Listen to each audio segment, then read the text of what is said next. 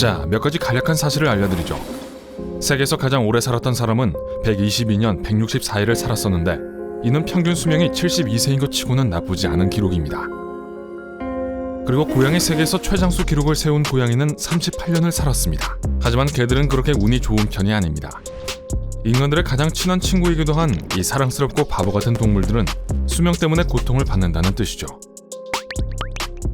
13살짜리 인간은 아직 살 날이 한참 남아있지만 13살짜리 개는 그 나이에 어르신 취급을 받습니다. 우리 인간들은 18년이면 성장 및 발육이 끝나지만 개들은 보통 18개월이면 성장이 끝납니다. 개들에도 나름의 기록이 있습니다. 1910년에 태어난 한 오스트레일리언 캐틀도그는 인상적이게도 29세까지 살았습니다. 종에 따라 다르지만 대부분의 개는 평균적으로 10년에서 13년을 산다는 점을 고려하면 이는 상당히 인상적입니다. 생활 방식과 건강 또한 중요하긴 하지만 그것은 별개의 이야기입니다. 여러분들도 이 통계는 들어보셨을 겁니다. 개의 1년은 인간의 7년과 동일하다. 하지만 1대 7이라는 이 말은 사실 그렇게 간단하고 보편적인 것이 아닙니다.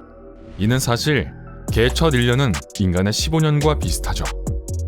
그리고 그 다음부터는 생일마다 대략 인간의 4살에 해당하는 나이를 먹습니다.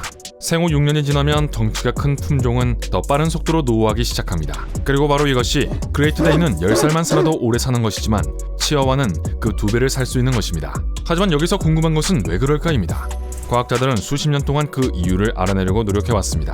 대형견의 수명이 더 짧은 이유뿐만 아니라 전반적인 개들의 수명을 말이죠. 무엇이 수명의 한계를 정하는 것일까요? 그리고 왜 고양이들은 우리의 개과 친구들보다 장수하는 것일까요? 이러한 질문들은 기원전 시대 아리스토텔레스가 처음 제기했습니다.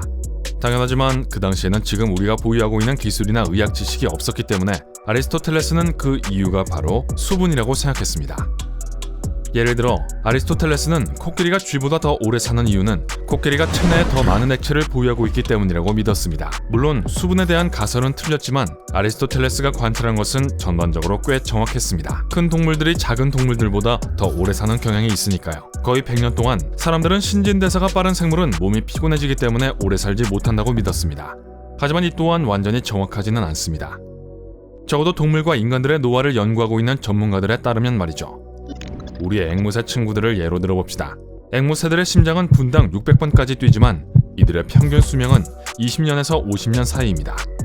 몸집의 크기가 많은 연관이 있기는 하지만 앵무새들은 심장 박동이 느린, 즉 신진대사가 더 느린 다른 동물들보다 장수합니다. 일부 동물들의 수명이 더 짧은 이유와 관련된 또 다른 이론의 중심에는 유리기가 있습니다.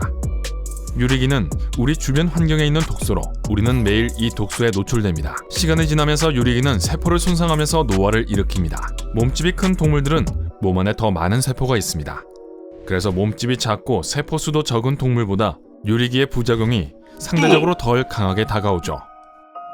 몸집이 큰 동물들이 더 오래 사는 것은 단순하게 먹이 사슬에서의 그들의 위치와 연관이 있는지도 모릅니다. 지구상에서 가장 거대한 생물 중 하나인 코끼리와 고래를 예로 들어봅시다. 코끼리와 고래가 성장하는데 오랜 시간이 걸리는 이유는 다른 동물들이 감히 공격할 생각을 안 하기 때문입니다. 반면에 생쥐를 비롯한 작고 사냥하기 쉬운 먹잇감들은 삶을 빨리 감게 한 것처럼 빠르게 살아가고 있습니다. 덩치가 작은 동물들은 해당 종족이 멸종되지 않도록 하기 위해 빨리 성장하고 최대한 빨리 번식을 하려고 합니다. 하지만 그 동물들은 모두 야생에서 삽니다. 그들을 돌봐주는 인간들과 함께 아늑한 집에서 사는 것이 아니죠. 그렇다면 개들은 대체 왜 더 오래 살지 못하는 걸까요? 우선 개들이 항상 우리의 반려동물이었던 것은 아닙니다. 비록 오래전부터 알던 사이였지만요. 인간과 개들은 수천 년 동안 친구 관계였습니다. DNA는 늑대와 개가 약 10만 년 전에 서로 다른 종으로 나뉘었다는 것을 암시합니다. 개가 인간에게 길들였었다는 것을 보여주는 가장 오래된 기록은 약 14,000년 전입니다. 그러니까 우리가 최근 들어서야 완전히 발달한 늑대들을 우리의 집으로 들이기 시작한 것은 아니라는 것이죠. 우리가 우리의 새 친구들을 얼마나 좋아했는지. 만년 전에는 사우디아라비아의 몇몇 동굴의 벽에 개를 그리기도 했었습니다. 하지만 일부 과학자들은 우리가 그것보다 훨씬 전에 우리의 개 친구들을 길들였다고 믿습니다. 어쩌면 그래서 개들이 오래 못 사는 건 아닐까요? 우리는 집에서의 생활이라는 안락함을 통해 개들을 망쳐왔습니다. 귀여운 품종을 새로 만들기 위해 이종 교배한 것은 말할 것도 없고 말이죠. 말티푸, 치위니, 퍼글처럼요. 우리가 그들의 옛날 늑대 DNA를 너무 많이 망가뜨린 걸까요? 좋은 질문이네요. 다만 문제는 늑대가 6년에서 8년밖에 살지 못한다는 것입니다. 맞습니다. 개보다도 짧죠. 아마 그건 야생의 혹독한 환경과 많은 연관이 있을 것입니다. 개가 오래 살지 못하는 이유는 개들이 너무 사교적이기 때문이라는 이론도 있습니다. 개들은 무리를 지어서 삽니다. 그리고 보통 한 종이 무리를 지어 살면 질병을 퍼뜨리기가 쉬워집니다. 반면에 고양이들은 포식자들로부터 자신을 보호하기 위해 진화했습니다. 그 모습은 오늘날에도 찾아볼 수 있죠. 독립적인 천성은 동물의 수명을 약 3년 정도 연장시킬 수 있습니다. 그렇기 때문에 야옹이들이 멍멍이들보다 더 오래 사는 것입니다. 작은 동물들 중에서는 위험을 피할 수 있었다는 사실 때문에 더 오래 사는 동물들도 있습니다. 대표적인 동물로는 박쥐와 벌거숭이 두더지 쥐가 있는데 이 쥐는 털이 없는 작은 바다 코끼리처럼 생겼습니다. 박쥐와 벌거숭이 두더지 쥐의 평균 수명은 20년에서 30년입니다. 덩치가 더 작은 종들에 관해 이야기를 하면서 문제가 더욱 복잡해졌는데 그 이유는 일부 소형견들이 대형견들보다 오래 살기 때문입니다. 70kg짜리 아일리시 울프 하운드는 운이 좋아야 9년 이상을 삽니다. 하지만 4kg짜리 빠삐용은 일반적으로 10년 넘게 사는 편입니다. 여기서부터 덩치가 건강에 부정적인 영향을 미치는 사례가 등장합니다. 대형견들은 더 빠르게 성장하죠. 대형견들의 몸은 비교적 더 많은 무게를 움직여야 하고 대형견들의 심장은 모든 질량이 원활하게 작동할 수 있도록 열심히 일해야 합니다. 세인트 버나드나 독일 셰퍼드 같은 큰 종들은 고관절 이형성이 더 잘 발생합니다. 시베리안 허스키들은 면역성 문제가 종종 생기죠. 또한 어떤 품종은 다른 품종들보다 어립니다. 그래서 진화할 시간이 별로 없었습니다. 하지만 좋은 점은 우리가 가장 좋아하는 동물들이 예전보다는 더 오래 산다는 것입니다. 어쩌면 유전학 때문일 수도 있고 우리 인간들처럼 의술의 발달과 더 나은 품질의 음식이 수명을 연장하고 있는지도 모릅니다. 그 이유가 무엇이든 간에 40년 전에 비하면 개와 고양이들은 예전보다 2배나 더 오래 살고 있습니다. 혹시 우리가 겨울에 입혀주는 이 작고 귀여운 스웨터 때문일까요? 그건 아닙니다. 아까 제가 바보 같은 동물이라고 한 것에는 이유가 있습니다. 여러분은 제 말이 무슨 말인지 아실 거예요.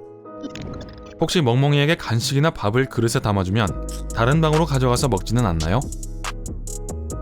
이런 이상한 행동들은 개의 고대의 본능이 그들의 뇌를 통제하기 때문에 발생합니다. 이를 이해하려면 늑대일 때 무리 생활을 하던 사고방식으로 거슬러 올라가야 합니다. 개는 위계 질서를 명확하게 이해하는 사회적 동물입니다.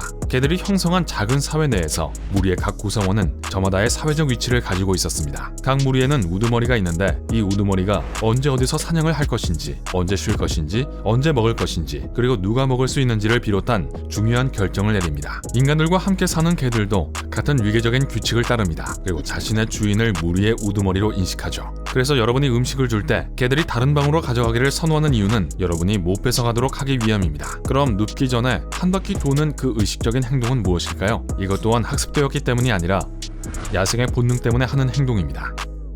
동그랗게 도는 것에는 여러 가지 이유가 있을 수 있습니다. 첫 번째 이유는 땅을 편안하게 만들기 위해서입니다. 또 다른 이유는 적이 가까이 접근하지 못하도록 자리를 잡기 위해서입니다. 그리고 우리 멍멍이의 경우는 침대 위의 공간 대부분을 차지하기 위해서죠.